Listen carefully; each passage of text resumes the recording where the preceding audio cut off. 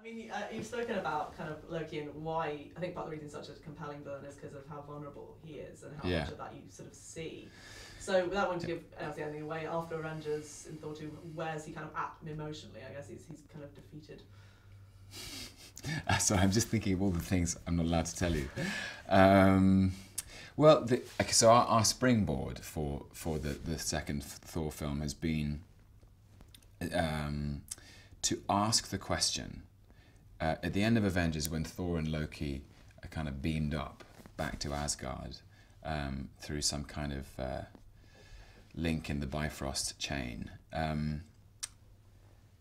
Everybody upstairs in space is going to have an opinion on what happened over the course of Avengers. So Thor and Loki were gone from Asgard for a time, and to all intents and purposes, hell broke loose, and they were both responsible, although obviously Loki was primarily responsible.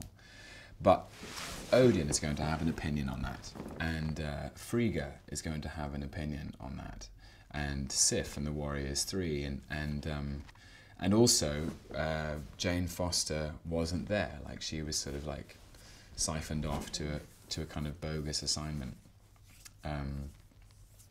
So yeah, that's really where it starts. It starts with all the characters have slightly evolved from the end of that film, and that's what I'm trying to think of ways of telling you things, but not telling you things, because I basically don't want to spoil it. But yeah, it's really great.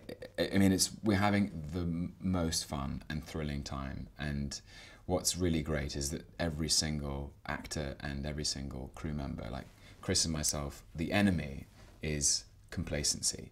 And what I can promise is that it's not the old recipe reheated in the microwave. We're cooking up something very new, and with the same ingredients, so it's exciting. Yeah, I guess because after how successful Avengers was, there's a sense of not wanting to rest on your laurels or whatever. Yeah, and also to have a springboard, to have that's the fun stuff. The thing is to have characters that are now established, so you don't have to spend time on the exposition of origin stories or explaining why people are who they are. Everybody knows who they are, so that's when you can really begin to kind of play with the most interesting, the most complex, the most surprising elements of everyone. And it's a great plot too. So I want to say every time you've played Loki, it's been with a different director. Is that right? Yeah. That was interesting. And how's Alan Taylor's how's he approaching it? Fantastic. Yeah,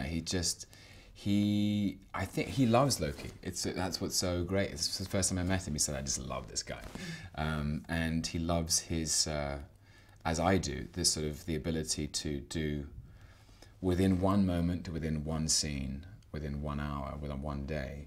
Loki can do these kind of huge 180-degree turns where he can be enjoying himself and completely in control, and then the next moment he's completely lost control, and the truth of his broken heart is plain for all to see.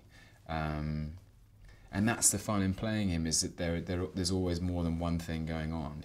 He's always playing some kind of game with the people he's interacting with, if not then with his mind, with his intellect.